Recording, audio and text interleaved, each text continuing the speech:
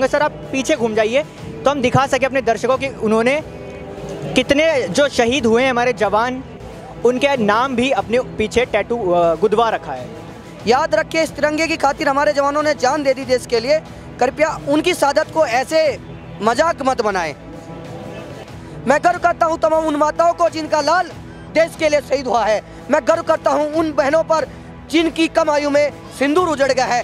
मैं गर्व करता हूं उन बच्चों पर जो नम आंखों से रोते हैं, हर दिन रोते हैं कि मेरा बाप आएगा, मेरा पापा आएगा एक न एक दिन, लेकिन वो नहीं आता है। वो हमेशा अजर है, अमर है। जब तक ये हिंदुस्तान रहेगा तब तक हर शहीद, हर भारतीय के अंदर ऐसे ही देशभक्ति जगाते रहेगा। मैं गर्व करता हूँ, सैल्यूट करता हूँ उन माताओं को। इस शायरी के माध्यम से नदी किनारे बुलबुल बैठी, हमने सोचा तोता है। जब देश के शहीदों की याद आई तो दिल चुपके रोता है। भारत माता की, भारत माता की, वंदे वंदे इनकलाब, देश के शहीदों की।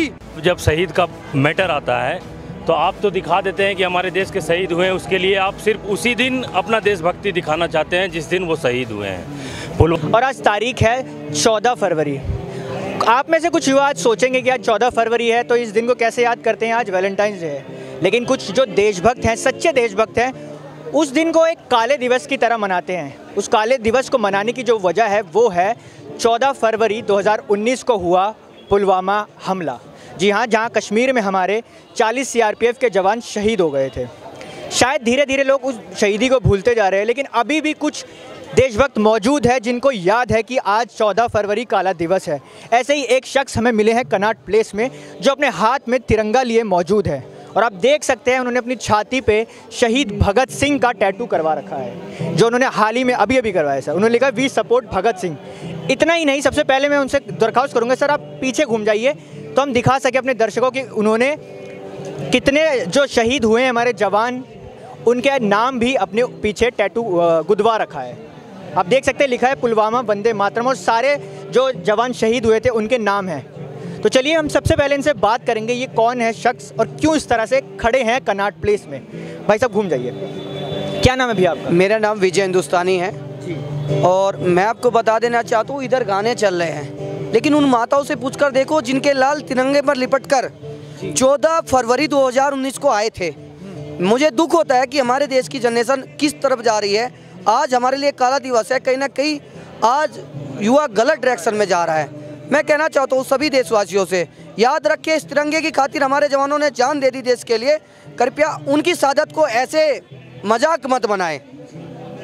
कहाँ से आए हैं सर आप? मैं जिला शामली उत्तर प्रदेश से हूँ और 2019 से जितने भी जवान शहीद हो रहे हैं उन जवानों के घर जाते हैं और एक देशभक्ति की अलग जगा रहे हैं। उन सभी शहीदों के नाम गुदवा रहे हैं। आप मतलब किसी संगठन से जुड़े हैं? किसी संगठन से नहीं है, किसी पार्टी से नहीं है, किसी एनजीओ से नहीं है, सिर्फ और सिर्फ हमारी खुद की प्रेरणा है। और ये जज्बा हर भारतीय के अंदर होना चाहिए, क्योंकि तिरंगे को देखकर गर्व होता है हर किसी को, लेकिन इस गर्व को साथ में हर समय याद रखना चाहिए। चाहे 366 दिन हो, चाहे हफ्ते के 7 दिन हो, तमाम जगह याद रखना चाहिए। लेकिन हमारे देश के कई युवा है जो मतलब वेस्टर्न कल्चर, जो वैलेंटाइंस डे मनाया जाता है, उसमें कहीं भूल गए हैं कि आज का जो दिन है काला दिवस के रूप में मनाया जाता है पुलवामा हमले के लिए। इनको नहीं पता, क्या कहना चाहिए? इनको नहीं पता है कि अगर देश की सरहद पर देश का जवान सुरक्षा करता है हमारी, तो ये लोग अंदर देश के सो पाते हैं। मैं गर्व करता हूँ तमाम उन माताओं को जिनका लाल देश के लिए शहीद हुआ है।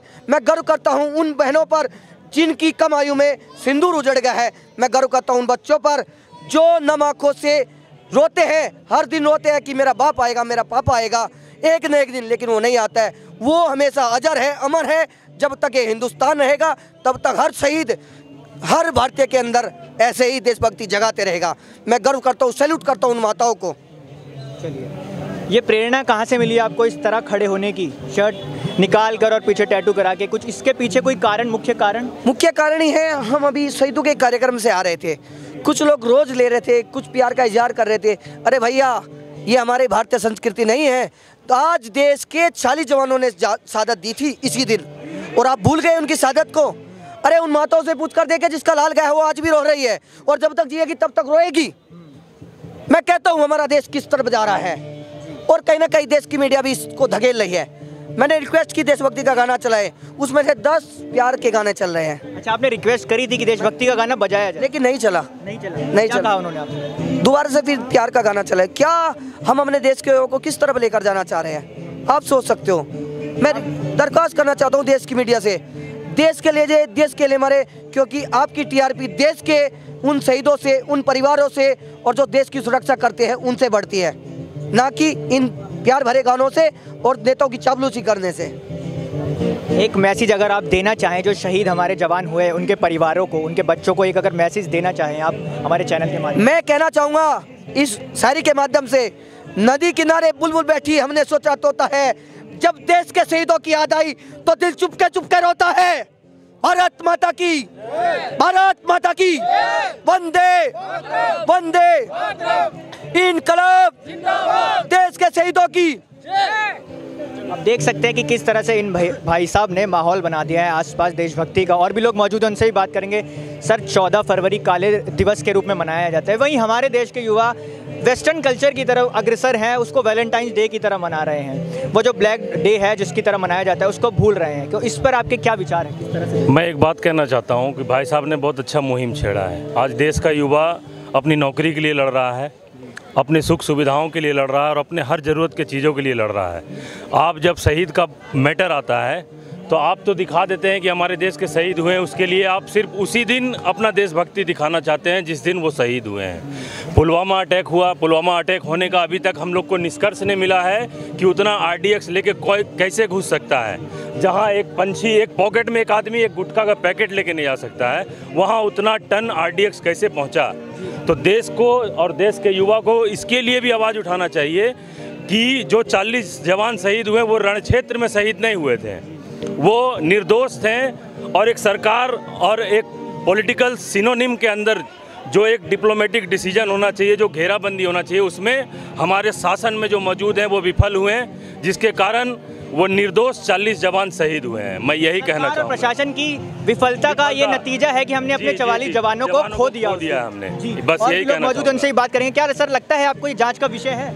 जांच बिल्कुल है, पुलवामा की जांच होनी चाहिए। और जब हर चीज़ की जांच हो सकती है तो उसकी क्यों नहीं, आज तक नहीं हुई। और 4 साल हो गए सर, 4 साल हो गए और आज के दिन ही, और आज हम वैलेंटाइन डे बना सकते हैं और ऐसे गाने देशभक्ति के चलने चाहिए, वो ना चल पाए तो हमें कितना दुख होता है। इसलिए मैं तो यही मोदी जी से सिफारिश करूँगा कि पुलवामा की जांच कराएं और शहीदों को उनका हक दें। बस, थैंक यू। शुक्रिया सर। आप क्या कहना चाहेंगे सर 14 फरवरी? सर, मैं ये कहना चाहता हूँ कि जांच बहुत आवश्यक है। एक दल विशेष के फ़ायदे के लिए ये सब हुआ है, और जब दल विशेष के फ़ायदे के लिए हुआ है सर, उस चुनाव विशेष को ध्यान रख के ये सारी चीज़ें हुई हैं। और एक विशेष जांच एजेंसी से इसकी जांच होनी चाहिए और सब कुछ निकल के आना चाहिए। और अभी तो 4 साल हो गए हैं सर 4 लंबे समय जो है बीत चुका है। सर, एक दल विशेष का ही तो शासन रहा, वो चाहेंगे कहाँ जांच होना, तो जांच करना है। बिल्कुल बिल्कुल सर, सरकार मौजूद है उसी के षड्यंत्र। बिल्कुल बिल्कुल सर, बिल्कुल उसी के काफी बड़े आरोप लगा रहे हैं। जी सर, बिल्कुल बिल्कुल लगा।